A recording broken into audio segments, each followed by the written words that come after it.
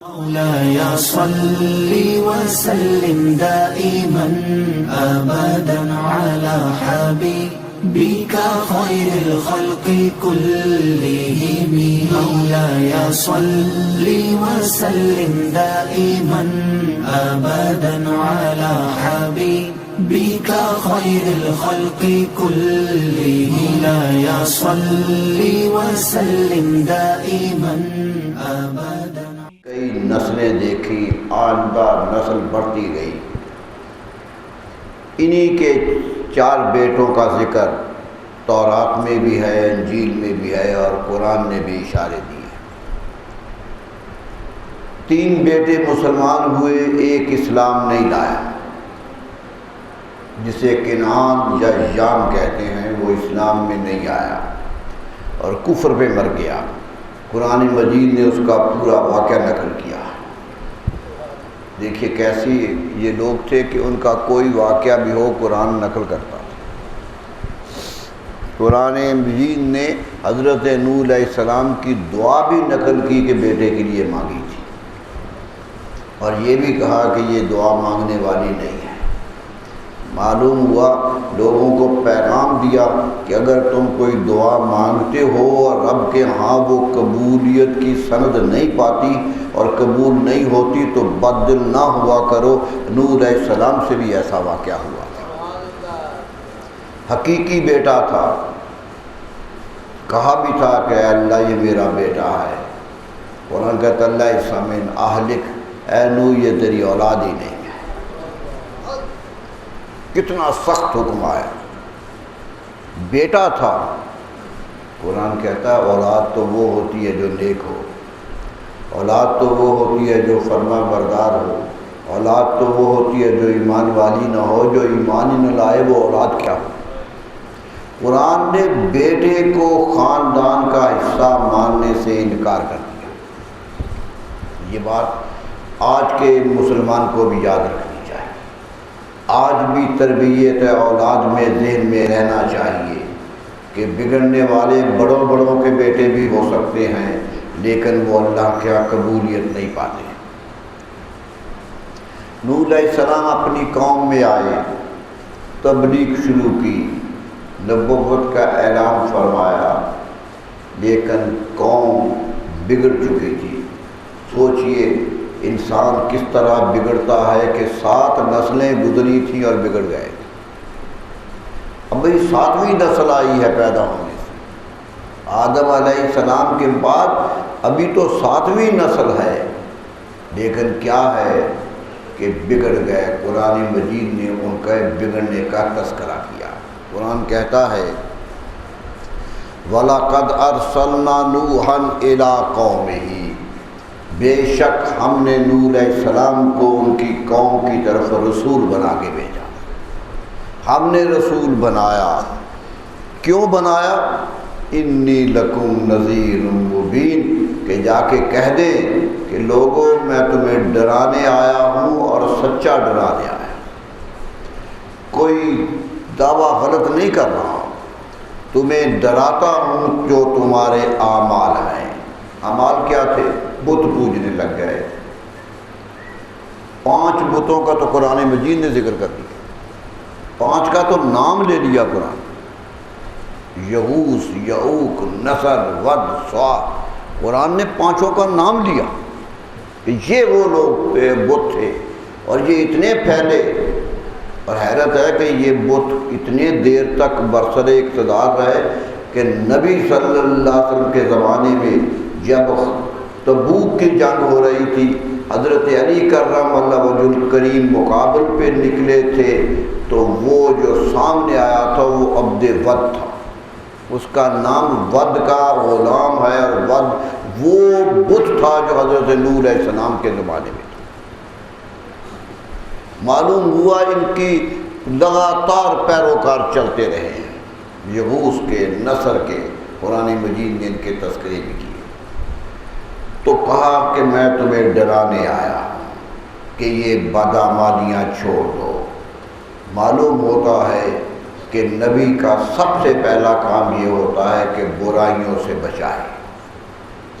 برائیوں سے روکنے کی کوشش کرے، اور فرمایا اللہ تعبدوا الا اللہ، اور اس لیے آیا ہوں کہ تم صرف اللہ کی عبادت کرو، سب کو چھوڑ دو، اللہ کی طرف آؤ۔ انی اخاف علیکم عذاب یوم علیم، کیونکہ میں ڈرتا ہوں کہ قیامت کا دردناک عذاب تم پر نہ آ جائے۔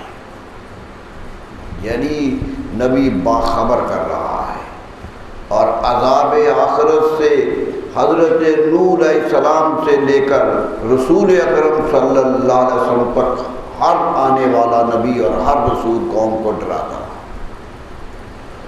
لیکن نامعلوم فطرت کیا بن گئی ہے کہ ڈراتے بھی رہے لیکن چھوڑ کے ادھر جاتے بھی رہے۔ آج بھی وہی، آج کیا تعلیمات نہیں ہیں نبی صلی اللہ علیہ وسلم؟ آج کون سی شک رہ گئی ہے؟ کون سی تبلیغ کا زمرہ رہ گیا ہے؟ کتابیں چھپ گئی، پڑھی گئی، گھر گھر درس بنے ہوئے پڑھے جا رہے ہیں، کتابوں کا ہر حرف پڑھا جا رہا، بلکہ وہ کتابیں جو چھپی نہیں تھی اب چھپ کے آ رہی، سب کے سامنے نصیحت آ رہی ہے، لیکن کیا قوم سنور گئی ہے؟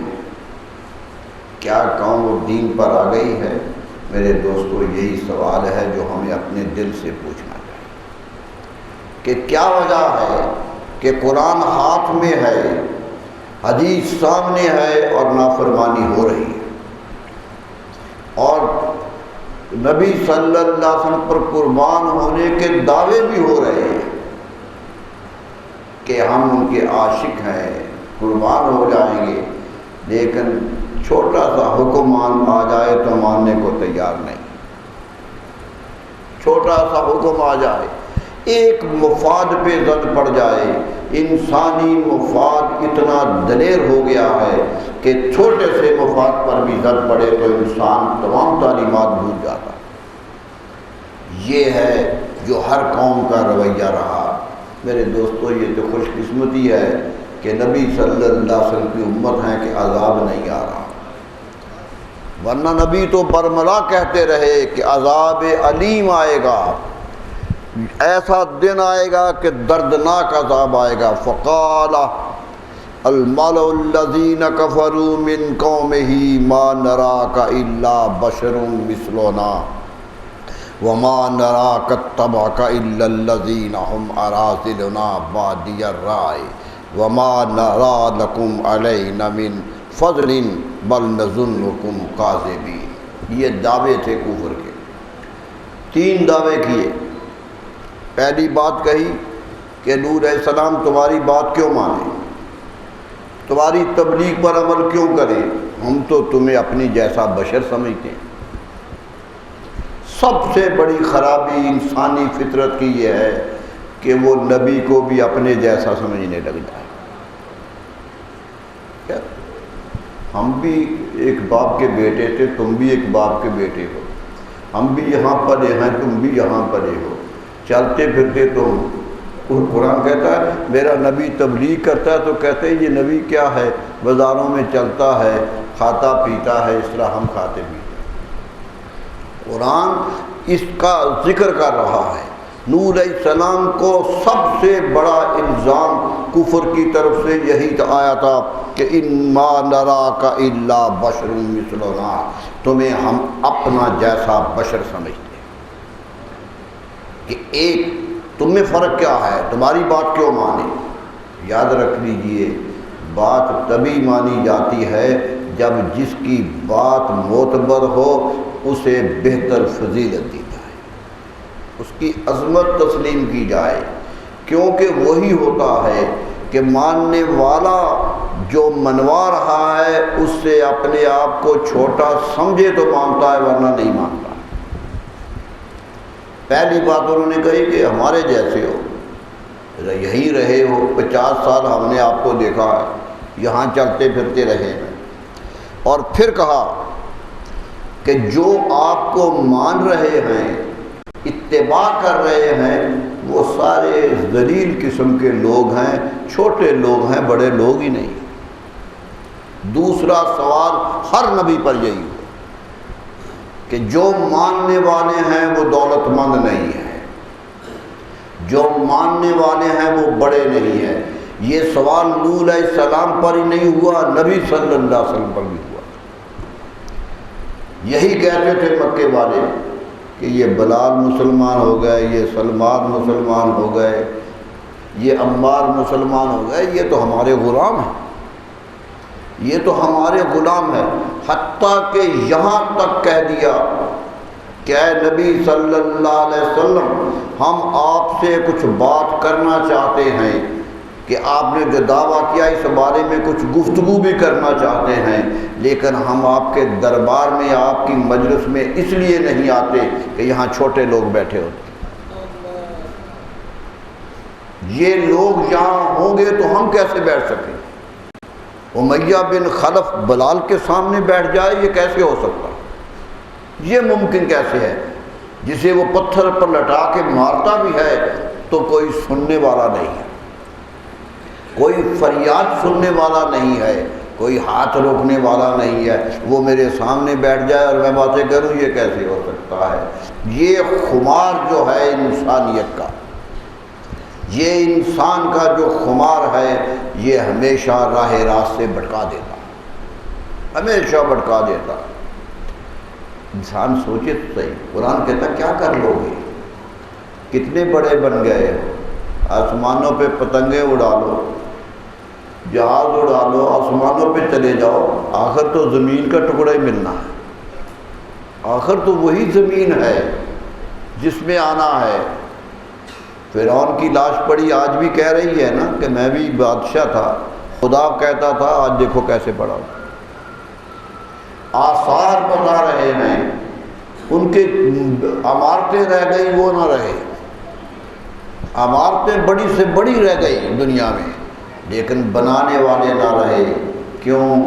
کہ انہیں خبر نہیں تھی کہ وہ فانی ہے، وہ جانتے نہیں تھے۔ چند سالہ زندگی پانے والے کا اتنا خمار آیا کہ وہ خدا کو بھول گیا جس نے اسے پیدا کیا۔ یہ ہر دور میں ہوا، ہر نبی کے ساتھ یہی کہتے رہے۔ تو کہا تھا نا کئی دفعہ، میں یہ شعر پڑھ چکا ہوں کہ دھرتی پہ سینہ تان کے چلتے ہو کس لیے؟ سینہ تان کے چلتا ہے آدمی، خمار سے چلتا ہے۔ دھرتی پہ سینہ تان کے چلتے ہو کس لیے؟ تم آسمان تو سر پہ سنبھالے ہوئے نہیں۔ آسمان تمہاری وجہ سے تو کھڑا نہیں ہے، تمہارے سروں کے ستون تو انہیں روکے ہوئے نہیں ہیں، تمہیں تو گرنا ہے۔ کاجاز نخل خاویہ، قرآن کہتا ہے یوں گرو گے جیسے بڑا کھجور کا صحرا میں اگا ہوا درخت، بلند قامت اونچا درخت اندر سے کھوکھلا ہو جائے تو یوں آ گرتا۔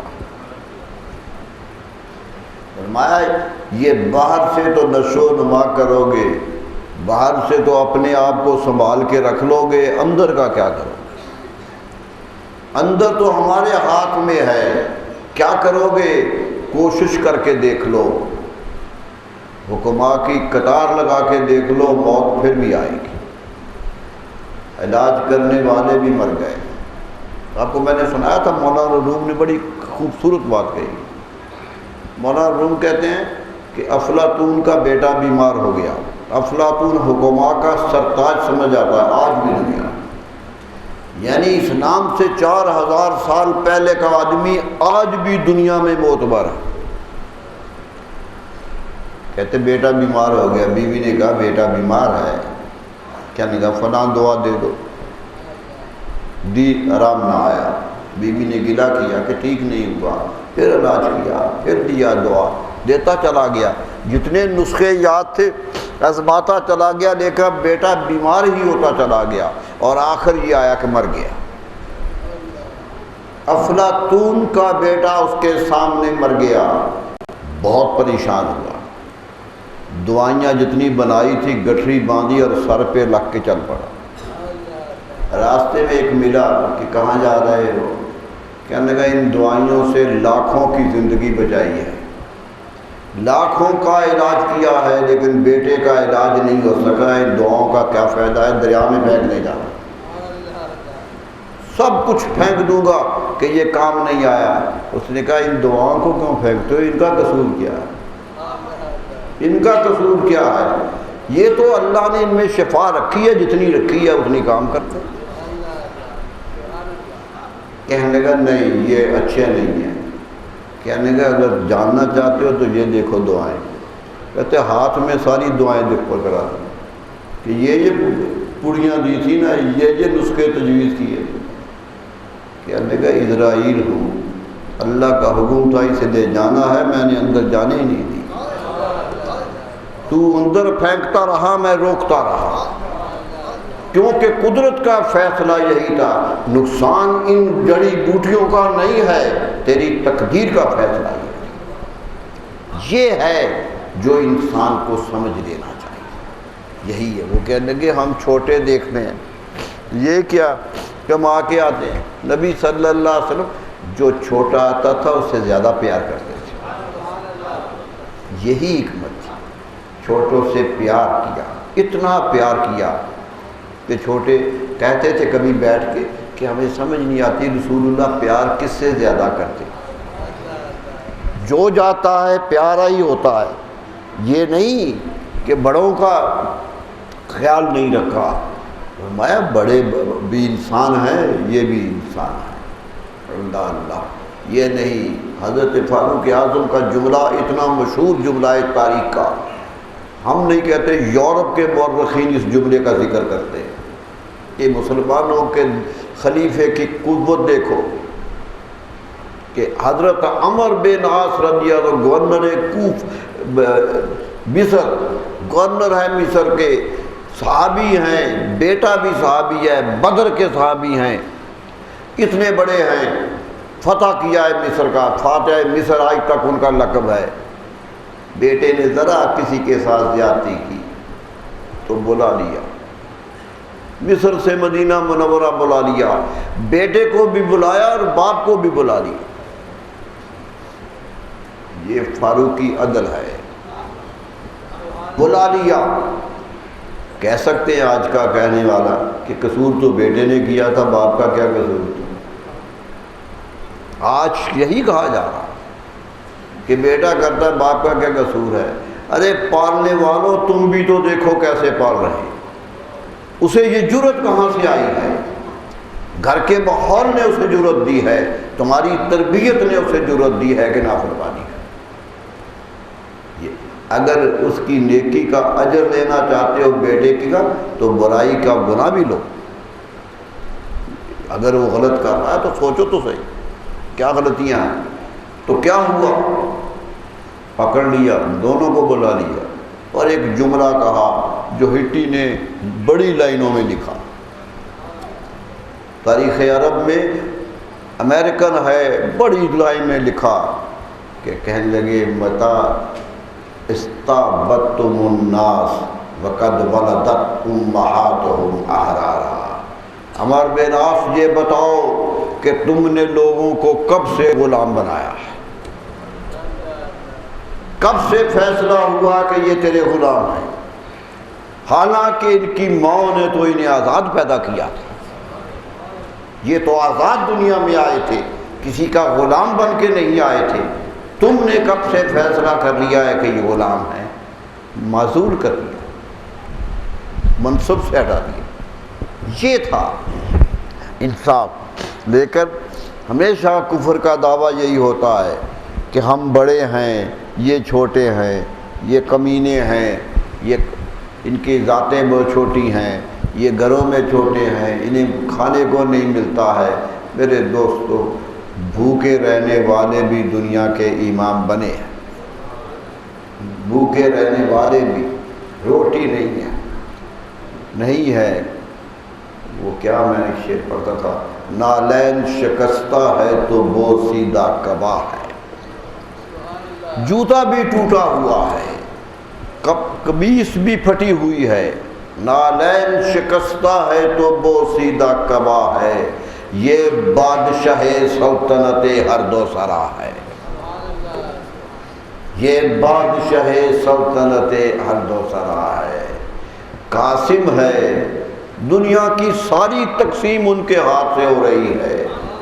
قاسم ہے مگر ٹکڑوں پہ کرتا ہے گزارا، قاسم ہے مگر ٹکڑوں پہ کرتا ہے گزارا، سلطان ہے مگر مجمع فقراء میں کھڑا ہے، سلطان ہے مگر مجمع فقراء میں کھڑا ہے، فقیروں کو ساتھ جوڑ کے کھڑا، کس کے ہاتھ میں نہیں ہے، تو طبیعت خراب ہے تو پرشش کرنے چلے گئے۔ میرے دوستو، یہ تھا اسلام کا دین، لیکن کفر آج سے نہیں، نوح علیہ السلام کے زمانے سے یہی کہتا رہا کہ یہ آپ کو ماننے والے چھوٹے لوگ ہیں، ہم بڑے لوگ کیسے مان لیں؟ اور فرمایا وَمَا نَرَىٰ لَكُمْ عَلَيْنَا مِنْ فَضْلٍ، ہم تو معاشرتی طور پہ کوئی فضیلت آپ کی پاتے نہیں۔ کیوں بڑا مانے؟ دولت نہیں، قد و قامت، زندگی کا حصہ، ہم جوان ہیں، ہم بڑے ہیں، سب کچھ ہے۔ قرآن مجید نے سورہ بقرہ میں ذکر کیا کہ جب ہم نے حضرت جالوت کو حکومت دے دی، طالوت کو حکومت دے دی، تو اعتراض آیا سب کی طرف سے کہ یہ کیوں بادشاہ بن گیا، اسے کیوں بادشاہ بنا دیا گیا ہے؟ لم یؤت سعۃ من المال، اس کے پاس تو دولت ہی نہیں تھی، دولت کے بغیر تخت حکومت یہ کیسے ہو گیا؟ یہ اعتراض قرآن نقل کرتا ہے کہ قوم نے اعتراض کیا کہ ہم نے کیوں انہیں حکمرانی دی ہے کہ اس کا خاندان بڑا نہیں ہے اور اس کے پاس دولت نہیں ہے۔ یہ دو معیار ہیں دنیا داروں کے، کہ بڑے خاندان کا ہو، دولت ہو تو بڑا ہے۔ یہی قرآن نے ذکر کیا سورہ بقرہ میں کہ انہوں نے کہا کہ یہ خاندان چھوٹا ہے اس کا اور اسے دولت حاصل نہیں ہے، یہ کیسے حکمران بنا؟ قرآن کہتا ہے ہمارا فیصلہ اور ہے، قدرت نے کہا ہمارا فیصلہ اور ہے۔ زادہ بسطۃ فی العلم والجسم، اسے فضیلت اس لیے دی ہے کہ یہ صحت مند ہے اور علم میں تم سے بڑا ہے۔ تمہارے نزدیک دولت معیار شرافت ہے، ہمارے نزدیک علم معیار شرافت ہے۔ قرآن نے سامنے رکھ کے فیصلہ کر فرمایا زادہ بسطۃ فی العلم والجسم، اسے ہم نے زیادہ دیا ہے، علم بھی اور جسم کی طاقت بھی، صحت مند بھی بنایا ہے اور علم بھی دیا ہے، اس لیے بڑا ہے۔ یہ معیار ہے اسلام کا۔ لیکن وہ کہتے تھے کہ آپ کے کوئی فضیلت ہی نہیں ہے، پیسہ ہی نہیں ہے، دولت نہیں ہے۔ قال یا قوم ارأیتم ان کنت علی بینۃ من ربی وآتانی رحمۃ من عندہ، کہ چندے دو تو بڑے بن جاؤ، چندے دو تو جنت خرید لو۔ یورپ میں یہی ہوتا رہا، پرانی دور کی بات نہیں کر رہا، الزبتھ ثانی کے دور میں فساد ہوا میں اسی کہ پادری کر کیا رہے تھے، کہتے اتنے پیسے دے دو جنت کی ٹکٹ لے لو۔ یورپ میں جنت کے پروانے بکتے رہے، حکومت تک پہنچے، لوگ پیسے دے کے جنت خریدتے رہے۔ میرے دوستو، یہ تو اس دور کی بات ہے، 15ویں صدی کی بات۔ یہ دور گیا، کیا کیا اسلام نے؟ نبی صلی اللہ علیہ وسلم نے دولت مند کو خبر نہیں دی، فرمایا اعمال دولت بھی ہے تو راہ خدا میں خرچ ہو تو پھر بڑی ہے۔ یہ دولت اس پر نہیں ماپی جائے گی، یہ توانائیاں نہیں ماپی جائے گی۔ وہ کہتے تھے، رسول علیہ السلام نے کہا میں دولت نہیں مانگنے آیا، اجر نہیں مانگتا۔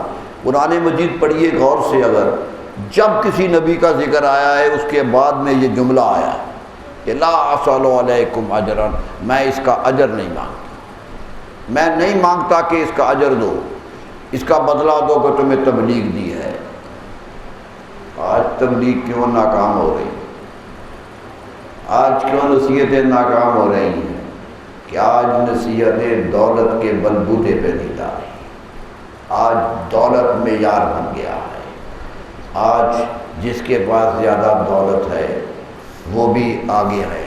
صحابہ کرام رضی اللہ تعالیٰ عنہم بھی کہتے تھے، رسول اللہ صلی اللہ علیہ وسلم کے پاس آئے تھے کہ یا رسول اللہ یہ دولت مند لوگ ہیں، پیسہ ان کے پاس بڑا ہے، یہ جب بھی کوئی فقیر آتا ہے خیرات کر دیتے ہیں، ہمارے پاس کھانے کو کچھ نہیں ہوتا، تو ہم کیا کریں؟ یہ دنیا میں بھی عیش کرتے رہے، اجر بھی زیادہ لے گئے۔ صحابہ نے کہا نبی صلی اللہ علیہ وسلم کہ ہمارے پاس نہیں ہے، ان کے پاس دولت ہے دیتے ہیں۔ فرمایا نہیں، فرمایا اتنے دے دو، کتنے دے دو، خلوص سے ایک ذرہ بھی اگر اٹھا دو گے تو اللہ کے ہاں وہی قبول ہوگا، قبول ہوگا۔ میں نے آپ کو سنایا تھا کہ چند مانگا، جنگ کے لیے چاہیے تو سامان، لوگ سامان لا کے رکھنے لگے، مسجد نبوی میں ڈھیر لگ گیا سامان کا، ڈھیر، بڑے بڑے امیر لوگ آئے، بڑی دولتیں لے کر آئے، ایک غریب پھٹے پرانے کپڑے والا بعد میں آ گیا، ڈرتا ڈرتا جھجکتا کہ میرے پاس تو ہے کچھ نہیں، آیا نبی صلی اللہ علیہ وسلم کے پاس سلام کیا، کہنے لگے یا رسول اللہ کچھ نہیں ہے، کچھ نہیں ہے، یہ ایک کھجور کی گٹھلی میرے پاس ہے، ایک کھجور گھر میں تھی اور کچھ نہیں تھا، یہی لے آیا ہوں۔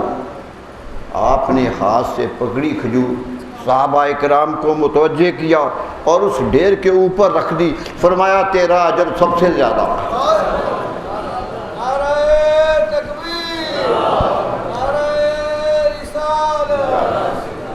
یہ اجر تھا جو قدرت دے رہی تھی، لیکن لوگ کہتے تھے ہم دولت والے ہیں، ڈھیر لگے ہیں دولتوں کے، پتہ نہیں کیا کیا ہوتا ہے، تاریخ بری ہوئی ہے ان واقعات سے، میں ان کی طرف نہیں جانا چاہتا ہوں۔ فرمایا کہ لوگوں یاد رکھو، ایک حقیقت کبھی نہ بھولو کہ تم سب کو رب کے پاس جانا، وہیں سے آئے ہو وہیں جانا ہے، بھیجا بھی اسی نے ہے، پیدا بھی اس نے کیا ہے، واپس بھی اس کے پاس جانا ہے۔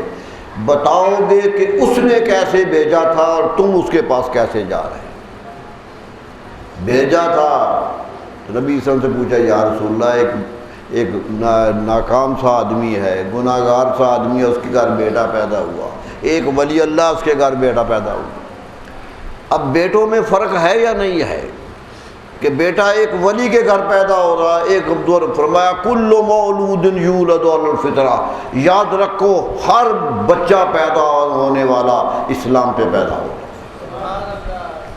فرمایا کوئی کسی کی فضیلت نہیں ہے، بچہ پاک آتا ہے، خواہ وہ غریب کے گھر میں آئے یا امیر کے گھر میں آئے، خواہ گناہ گار کے گھر میں آئے یا بہت ولی اللہ کے گھر میں آئے۔ یہ تو ہاں تمہاری تربیت کا تمہیں اجر ملے گا، تمہیں اجر ملے گا کہ تم نے اسے پالا کیسے ہے۔ اللہ نے تو ایک معصوم جان تمہارے حوالے کی تھی، ایک معصوم تھا بچہ تمہارے حوالے کیا تھا، اس نے واپس دیکھنا ہے کہ تم نے اس معصوم کو کیا بنا کے واپس کیا۔ یہ تمہارا امتحان ہے اور یہی انسان کا امتحان ہے کہ وہ واپس کیسے جاتا ہے۔ قدرت کہے گی میں نے تمہیں پاک پیدا کیا۔ یہاں تک حدیث مبارک ہے کہ جو کافروں کے بچے بالغ نہیں ہوتے، نابالغی میں مر جاتے ہیں، وہ بھی دوزخ میں نہیں جائیں گے، وہ بھی نہیں جائیں گے۔ صاحب نے پوچھا حضور جو بچے مر جاتے ہیں چھوٹے، انہیں تو فرشتے پال لیتے ہیں، پالتے ہیں، آپ فرماتے ہیں کہ پلتے ہیں، بچوں کی تربیت ہوتی ہے، انہیں گہوارے ملتے ہیں کیونکہ معصوم آ گیا ہے۔ فرمایا ان کا، فرمایا یہ بھی اسی حالت میں ہوتے، فرمایا میری ماں ہاجرہ ان کی کفالت کرتی ہے۔ یہ کہا کیوں کہ انسان معصوم آیا ہے، انسان یہی تو دیکھیے گناہ جو ہے وہ گرد ہے جو ایک ٹکڑے پہ پڑ جاتی ہے، حقیقت انسان معصوم ہے.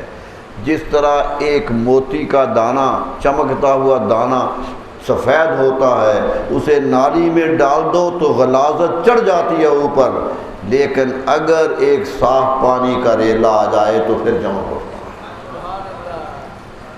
پھر چمک اٹھتا ہے.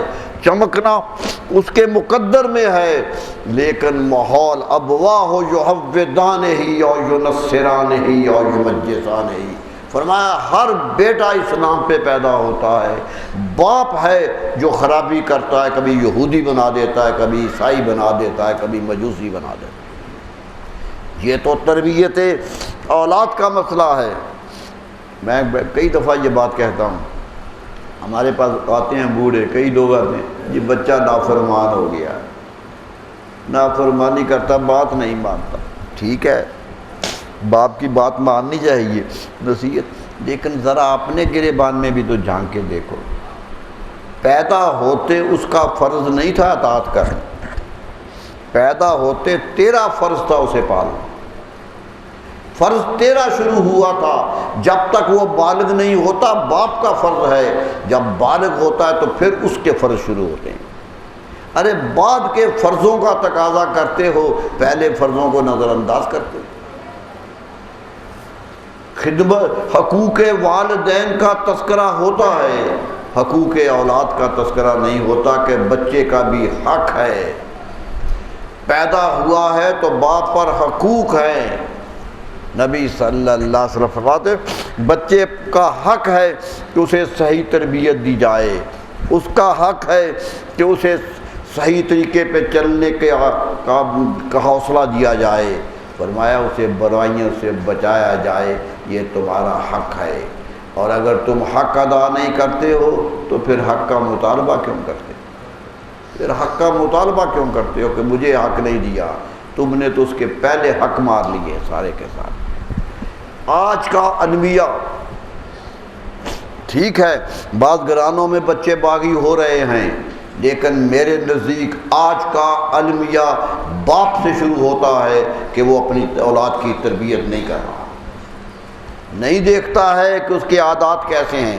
بچہ تو ایک شاخ نازک ہوتا ہے، ایک کچی ٹہنی ہوتی ہے، جدھر پھیر دو پھر جاتا، لیکن باپ کو فرصت ہی نہیں ہے اسے پھیرنے کی، اولاد کی پرواہ نہیں ہے. میرے دوستو، علامہ اقبال سے کسی نے کہا تھا کہ امام حسین کی شہادت بڑی ہے کہ آخر تلوار بھی گردن پہ آ گئی تو لرزے نہیں. تو جواب اس نے دیا کہا دیکھا بھی ہے کس گود سے پل کے آئے تھے.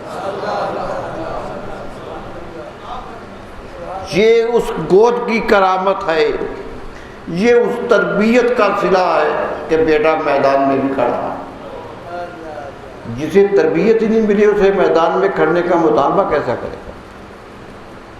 تو یہ نوح علیہ السلام کی قوم یہی کہنے لگ گئی.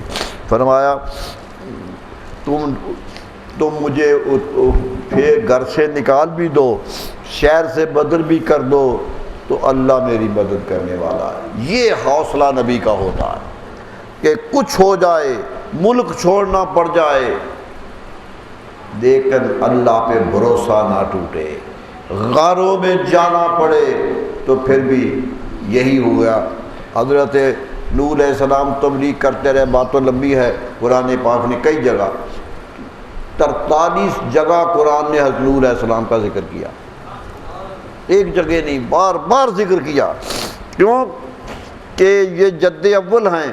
آدم علیہ السلام کے بعد آج تک مورخین اختلاف کرتے ہیں کہ آج کی جو دنیا ہے وہ کس کی اولاد ہے، لیکن زیادہ تر کہتے ہیں نوح علیہ السلام کے 3 بیٹوں کی اولاد ہے. 3 بیٹے جو مسلمان ہوئے، سام، حام اور یافس، 3 بیٹے تھے. سام کی اولاد عرب میں آئی، عراق میں آئی، یہاں آئی. حام کی اولاد افریقہ میں چلی گئی اور سام کی اولاد ایشیائے کوچک میں یافس کی اولاد چلی. یہ تینوں نسلیں آج دنیا میں چل رہی ہیں. نوح علیہ السلام کے نبی صلی اللہ علیہ وسلم حضرت نوح کے بیٹے سام کی اولاد، سامیون نسل ہے. یہ افریقی سارے حامیون نسل ہیں اور یہ یورپ اور یورپ کا آگے ایشیا کوچک سارا کا سارا یہ یافس کی نسل میں سے ہے۔ تینوں بیٹے تھے۔ نبی صلی اللہ علیہ وسلم نے فرمایا میں سام کی اولاد ہوں۔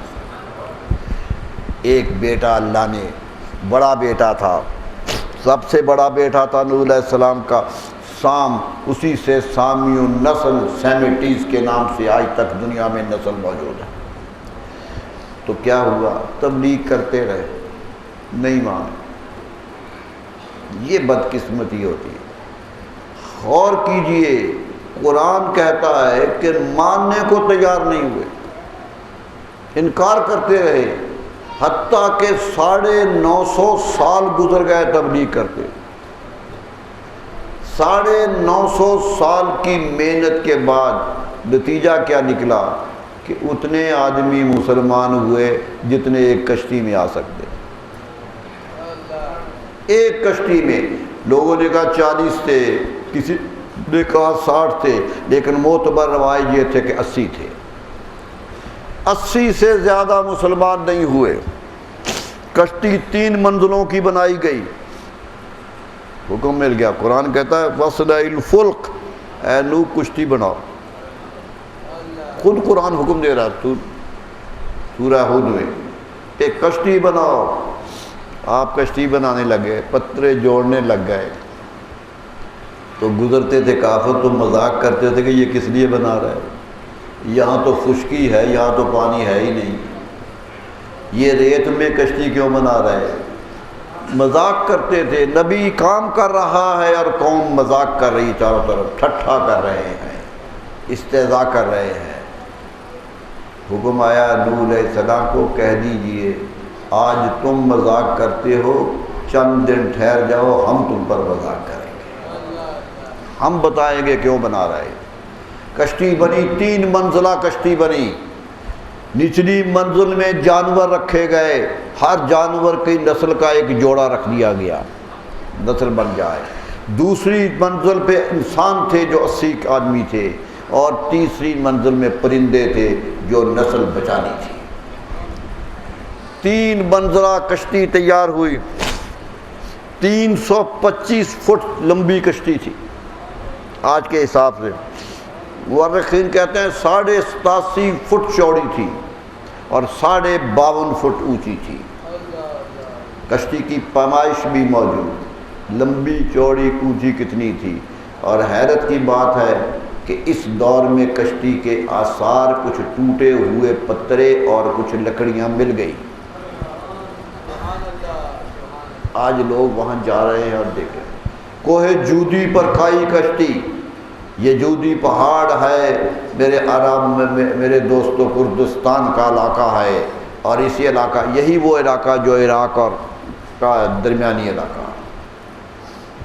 جب کچھ نہ بنا، کشتی بن گئی، فرمایا آ جاؤ، سوار ہو جاؤ، ایمان لے آؤ، جو آ جاؤ گے بچ جاؤ گے۔ یہ ہے ایمان۔ خشکی پہ کشتی کھڑی ہے، نبی کہہ رہا ہے طوفان آئے گا، کشتی کے بغیر نہیں بچو گے۔ یہ ایمانداری تھی کہ لوگ اندر آ گئے، یہ تعمیل حکم ہے۔ اور دوسرے مذاق کرتے رہ گئے۔ پھر کیا فارت تنور، اور قرآن کہتا ہے جہاں سے آگ نکلتی ہے تنور سے ہم نے پانی نکال دیا، ہم نے پانی نکال دیا، اوپر سے پانی برسایا، زمین سے پانی نکلا، اور اس وجہ کے بڑے بڑے پہاڑوں کی چوٹیاں بھی ڈوب گئی، بڑے بڑے۔ قرآن ذکر کرتا ہے نوح علیہ السلام کے چوتھے بیٹے کا، کہ دیکھا کہ پانی میں تیرتا ہوا جا رہا ہے، پانی چڑھ رہا ہے اور وہ اوپر تیر رہا ہے۔ نوح علیہ السلام نے کہا بیٹا کشتی میں آ جاؤ، بچنے کی کوئی تدبیر نہیں ہے۔ کہنے لگا نہیں بچ جاؤں گا، میں اوپر کی چوٹی پہ چلا جاؤں گا۔ یہ ہے نافرمانی، یہ ہے نافرمانی۔ ڈوبنے لگا تو نوح علیہ السلام سے دیکھا نہ گیا، بیٹا تھا، فرمایا یا اے اللہ میرا بیٹا ہے، میرا بیٹا ہے۔ معلوم ہوتا ہے جس کو بچایا وہ خود آیا ہے، پکڑ کے نہیں لائے تھے۔ فرمایا میرا بیٹا ہے، قرآن کہتا ہے یہ تیرا بیٹا ہی نہیں، انہ عمل غیر صالح، اس کا عمل نیک نہیں ہے اس لیے بیٹا ہی نہیں۔ اولاد ہوتی وہ ہے جو نیک اعمال لے کر آئے، اسی کا بدلہ ملتے۔ جو باپ کو تھانوں میں بلوائے، جو باپ کو اپنی جگہ ہتھکڑیاں ڈلوائے، وہ اولاد کیا ہوتی ہے؟ اولاد تو یہ ہوتی ہے۔ ہو گیا کتنے دن رہا، یہ مورخین میں اختلاف ہے، کوئی کہتے 80 دن طوفان رہا، کوئی زیادہ کہتے ہیں پانی چڑھا رہا۔ کہاں آیا؟ اسی علاقے میں آیا جہاں یہ لوگ آباد تھے، باقی دنیا تو آباد ہی نہیں تھی، آباد ہی نہیں تھی۔ جب ڈوب گئے سارے تو قرآن کہتا ہم نے کہا آسمانوں ٹھہر جاؤ، زمین ٹھہر جاؤ، اور وہی پانی ابلئی ماں کا، نگل جاؤ پانی کو، زمین سے کہہ دیا پانی نگل جاؤ، سطح زمین سے پانی ختم کر دو۔ یہ ہے اللہ کا حکم۔ کہا تھا تو آ گیا تھا، اور کہا ہے تو نگل لیا۔ وہی کشتی بچی میرے دوستو، وہی رہ گئے، وہی دنیا میں آباد ہوئے۔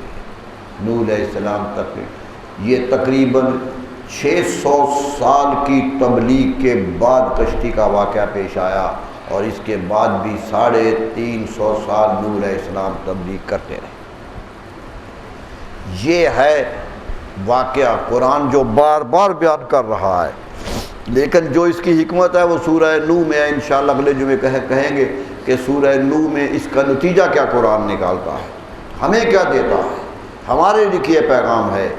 ایک پیغام یاد رکھیے، اولاد کی تربیت کیجیے۔ پسر نوح با بدام بنشست، خاندان نبوت راہ گم کر۔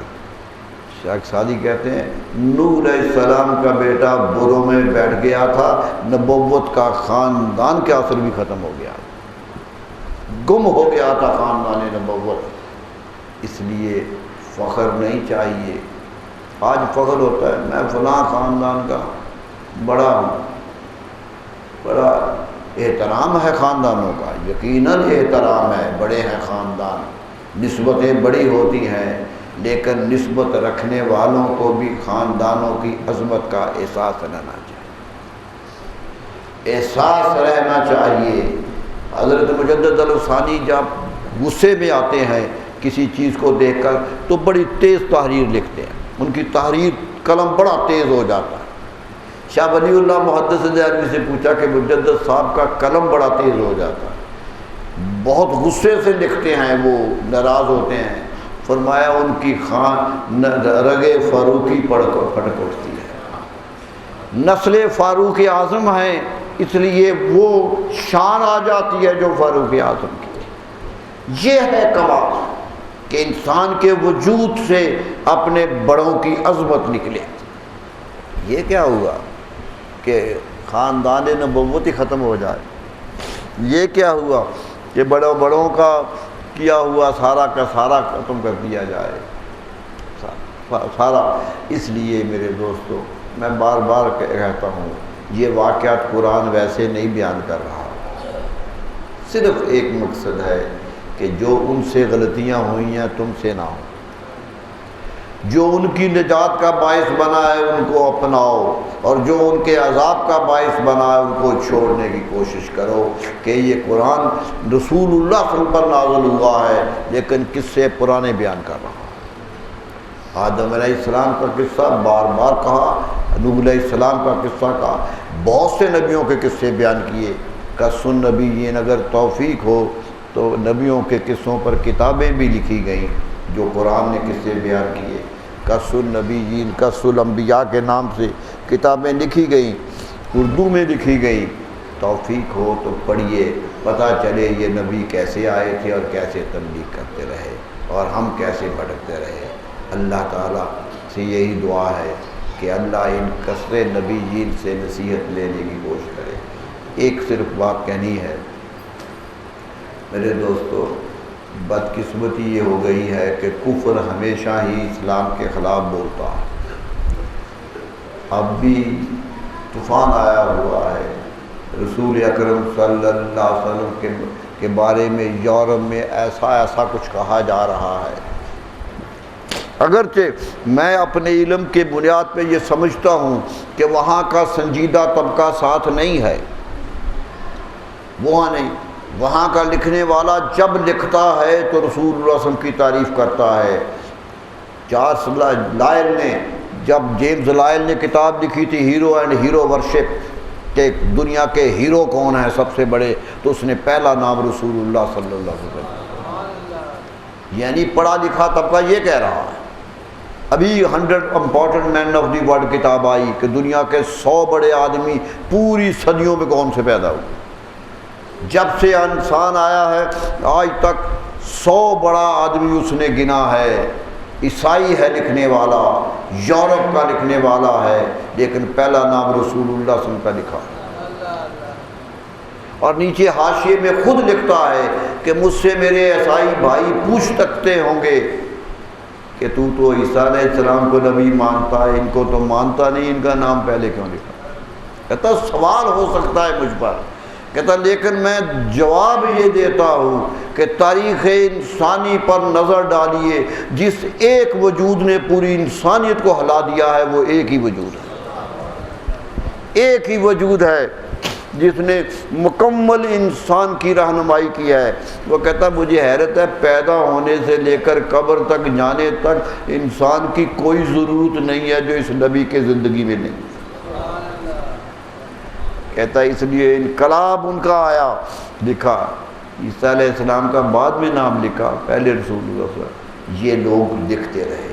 ہٹی کی کتاب آج بھی دنیا میں پڑھی جا رہی ہے، نکلسن پڑھا جا رہا ہے، بڑے بڑے لوگ قرآن کے ترجمے ہو رہے ہیں، جیمز لائل سیل کا ترجمہ قرآن مجید کا چھپ رہا ہے۔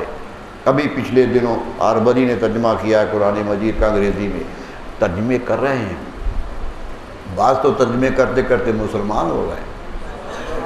اقتال مسلمان ہو گیا، اقتال نے ترجمہ قرآن کیا، گلوریس قرآن کے نام سے آج بھی چھپتا ہے، عام ملتا ہے، وہ کرتے کرتے مسلمان ہو گیا۔ میرے دوستو اسلام اثر کرتا ہے، لیکن کچھ نحوس زدہ لوگ ہوتے ہیں جو ہمیشہ شرارت کرتے ہیں، فتنے اٹھاتے ہیں۔ ہم تو انہیں کہتے ہیں کہ تمہارے نبی عیسیٰ علیہ السلام ہیں، انہیں ہم بھی مانتے ہیں۔ پوری عالم اسلام سے ایک جملہ دکھاؤ جو عیسیٰ علیہ السلام کے خلاف آیا، موسیٰ علیہ السلام کے خلاف۔ ہم تو ان کا نام علیہ السلام کے بغیر لیتے نہیں۔ ارے کچھ تو خیال کرو، کچھ تو تہذیبی تقاضوں کا ساتھ دو کہ کیا کیا کر رہے ہیں۔ پادری ہے، اور بدقسمتی ہے وہ کر رہے ہیں جن کا روزگار اس پہ لگا ہوا ہے، جن کا روزگار اس پہ لگا ہوا ہے۔ ہمارے ہاں بھی فساد وہی کرتا ہے جن کا روزگار فساد پر ہے، اور وہاں بھی وہی فساد کر رہا ہے۔ اللہ تعالیٰ سے دعا ہے کہ اللہ تعالیٰ ان لوگوں کو نصیحت دے اور مسلمانوں کو اپنے مذہب پہ قائم رہنے کی توفیق دے، محبت کرنے کی۔ ایک صدمہ بھی ہے جس کا ذکر کر رہا ہے، کراچی کا سانیہ بڑا دردناک سانیہ ہے میرے دوستو۔ آگ کس طرح بھڑکی، اندازہ کر لیجئے، یہ انسانی لگائی ہوئی آگ کتنی قاتل ہوتی ہے، تو وہ جو قدرت نے بھڑکائی ہوئی ہے وہ کیا ہو، اندازہ، اس سے اندازہ ہوتا ہے کتنی غلطیاں ہوتی ہیں۔ دولت کی خاطر انسانوں کی جان لے لینا، انسان کی قیمت کا سودا کر لینا، یہ سب سے بڑا ظلم ہے۔